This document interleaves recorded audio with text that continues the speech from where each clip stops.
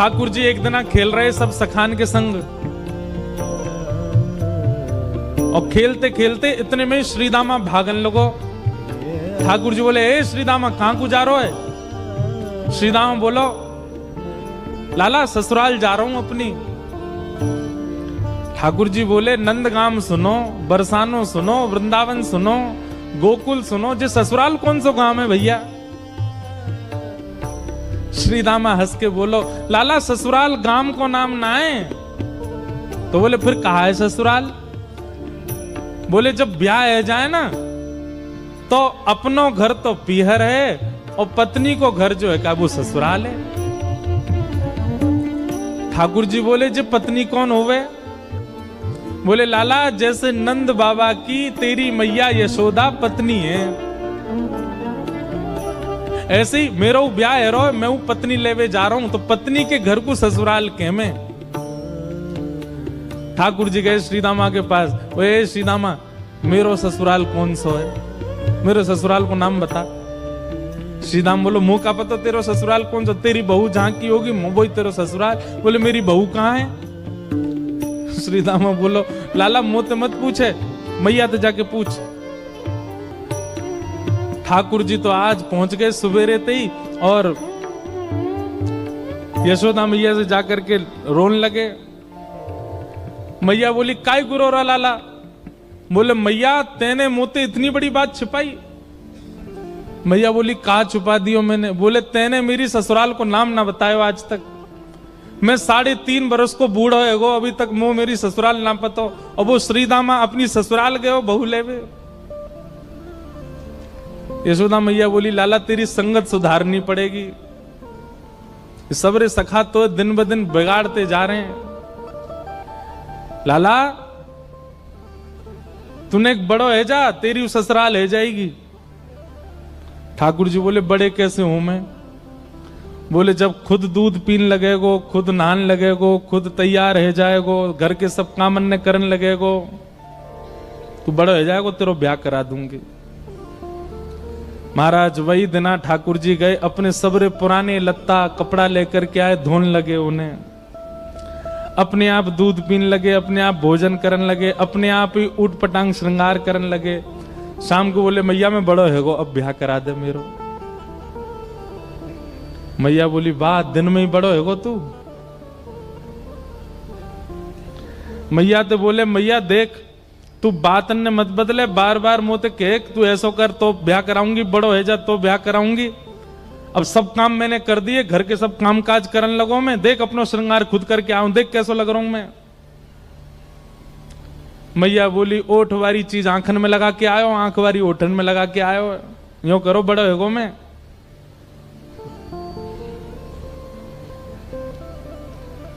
ठाकुर जी बोले, मैया मेरा ब्याह करा दे, नहीं तो श्रीदामा बहू लेके आ रहा हूं, बाकी बहू ले आऊंगा मैं, वही की बहू को ले आऊंगा, वही की ससुराल को अपना बना लूंगा।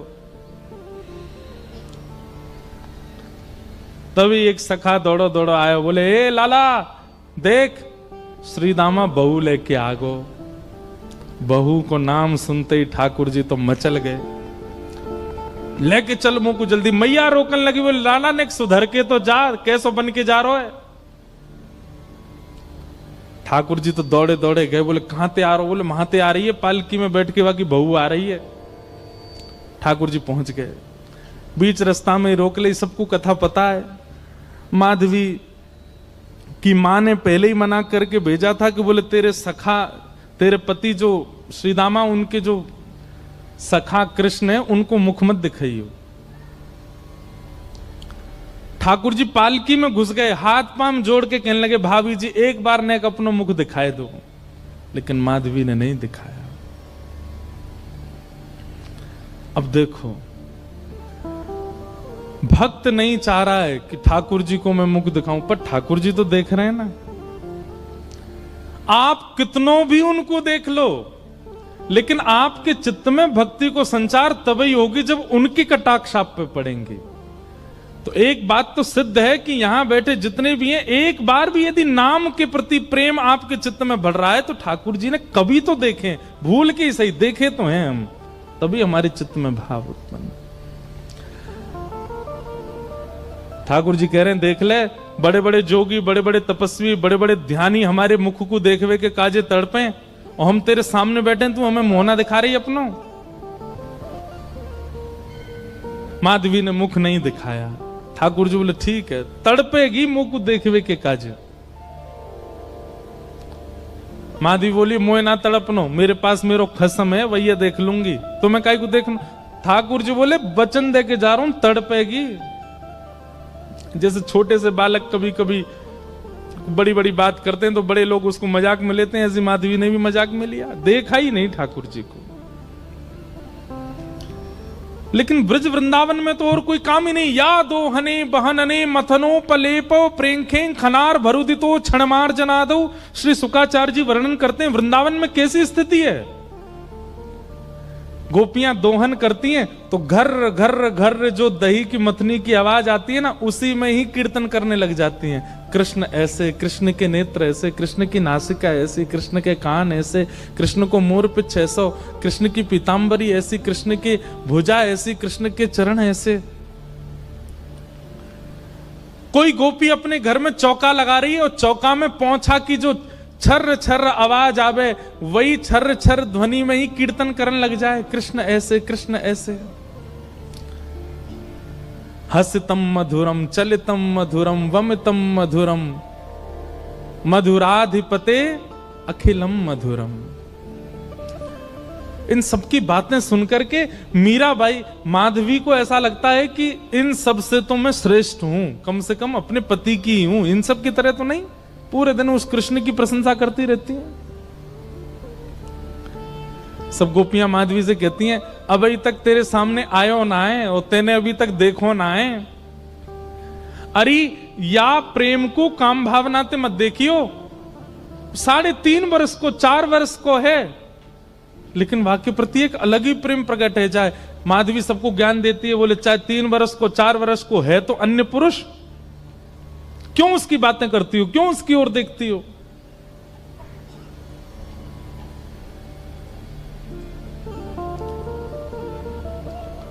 लेकिन 24 घंटे गोपियों के बीच में रहती माधवी को और कोई चर्चा ही नहीं सुनाई देती। सब केवल कृष्ण की बात करती हैं, जल भरती हैं तो बैठती हैं तो भोजन बनाती हैं तो बतियाती हैं तो श्रृंगार करती हैं, तो हर समय कृष्ण कृष्ण कृष्ण कृष्ण। माधवी ने कुछ समय अकेले रहने का भी प्रण लिया, लेकिन अकेले रह नहीं सकती, जंगल है, कहां अकेली जावे, जाना पड़ता है उसको। अब यहां देखो, माधवी चाहती नहीं है ठाकुर जी के सन्मुख आना, वो चाहती नहीं चर्चा सुनना, लेकिन ठाकुर जी चाहते हैं ना। बस यही हमारी भक्ति का भाव है, ठाकुर जी बस चाह जाए हमारे लिए। अभी वो चाहे नहीं है, अभी तो प्रयास हमारी ओर से चल रहा है। जिस दिन उनका प्रयास हो गया उस दिन हमारी भक्ति सार्थक हो जाएगी, और वो प्रयास हमारे लिए करें, उसी के लिए सब नियम है।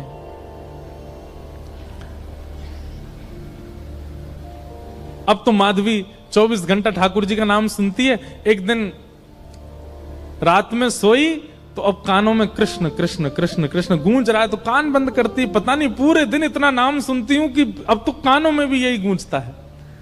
कान बंद करके सोती है तो स्वप्न में कृष्ण ऐसे हैं। अब कृष्ण देखे नहीं है, लेकिन उसको श्याम वर्ण, पीली पीतांबरी, वंशी, मोर पिछ सब अनुभव होता है।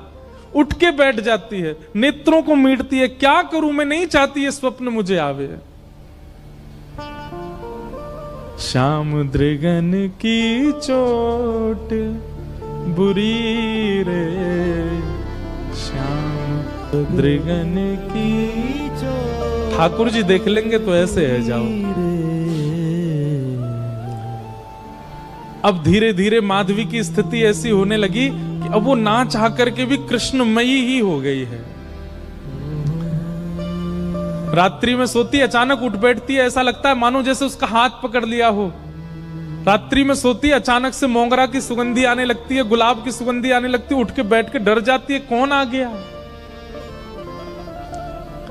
अब तो स्थिति ऐसी हो गई कि आधी रात और माधवी को ऐसा लगता है कि भोर हो गई, और तुरंत उठ करके जल्दी जल्दी वस्त्र धारण करती है, मटका उठाती है और दौड़ करके जाती है। अरे विलंब है गयो, इतनी देर है गई, मैं अभी तक उठी नहीं, जबकि है आधी रात। दिन रात सब परिवर्तित हो गया।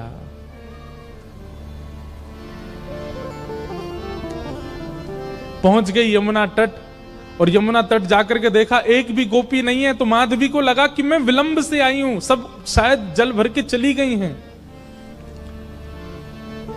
जल भर के रोज जाती है माधवी, लेकिन आज पता नहीं उस पात्र में इतना भार कहां से आ गया कि स्वयं ही नहीं उठा पा रही है। इधर उधर देखने लगी, याचना करने लगी, कोई तो आवे, कोई तो उठा दे। आधी रात उसके लगा है कि अभी भोर हो गई है, और तभी कोई नहीं है वहां। नंद नंदन श्याम सुंदर चलते हुए आ रहे हैं माधवी के पास। मैं एक बात कहता हूं बंधुओं, आप बच नहीं सकते ठाकुर। उनका नाम है कृष्ण, करशतीति कृष्ण।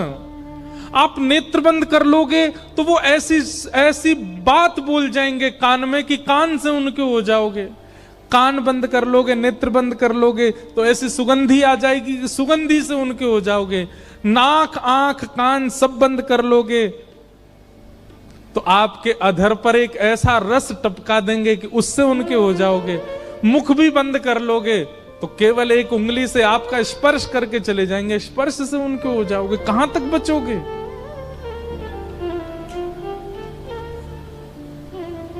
माधवी की मति घूम गई है। आधी रात ही आ गई और तभी ठाकुर जी वहां पहुंच गए। पहले तो चाल देखी तो चाल पर मोहित हुई, फिर जब वक्ष देखा तो वक्ष पर, जब हाथ देखे तो हाथ की चलन पर मोहित हो गई, और मुख देखा तो भूल गई सुध बुध।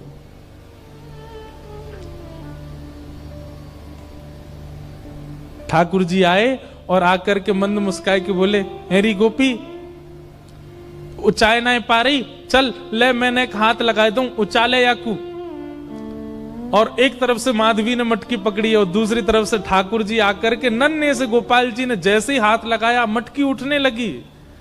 लेकिन मटकी पर नेक सहारा देते माधवी रख लेती, ऐसा नहीं। ठाकुर जी मटकी उछा के जैसे जैसे मटकी उछ रही है वैसे वैसे ठाकुर जी लंबे होते जा रहे हैं, और बिल्कुल माधवी के नेत्रन के सामने आकर के खड़े है गए। कटाक्ष नेत्रों के सामने कोई गोपी टिक नहीं पाती, और माधवी को ठाकुर जी प्रत्यक्ष देख रहे हैं, सामने खड़े हैं के। और वो एक क्षण के लिए जो रूप माधुरी का दर्शन हुआ, वो दर्शन देकर के ठाकुर जी खिलखिल करते हुए भाग गए वहां से। अब माधवी चाहती है कि पीछे भागें, लेकिन पैर स्तब्ध हो गए। माधवी चाहती है कि चिल्लाए कि रुक जाओ, पर बोल नहीं पा रही है। माधवी चाहती है कि इधर गए मैं नेत्र घुमा करके देख लूं, पर नेत्र घूम नहीं पा रहे। पूरा शरीर मानो जैसे एक स्थूल स्तब्ध एक मूर्तिमंत की तरह खड़ा हो गया है। केवल नेत्रों से अश्रु गिर रहे हैं, कुछ नहीं कर पा रही, बेसुध है माधवी।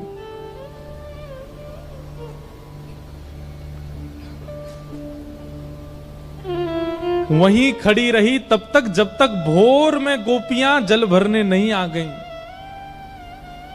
अश्रु जलों से जल पूरा वस्त्र भीग चुके हैं माधवी के। और तभी सब गोपियां आई, आकर के देख, अरे ये माधवी ये पहले ही आ गई जल भरवे। सब ने जाकर के हिलाया, स्पर्श के बाद भी माधवी हिल नहीं पा रही है। बस नेत्र लाल पड़े हैं, अपलक नेत्र हैं, और नेत्रों से केवल अश्रु गिर रहे हैं। बोलना चाहती है, कहना चाहती है, चिल्लाना चाहती है, किसी को पकड़ना चाहती है, पर कुछ नहीं कर पा रही है। ये है ठाकुर जी की दृष्टि यदि पड़ गई तो ऐसी स्थिति हो जाएगी।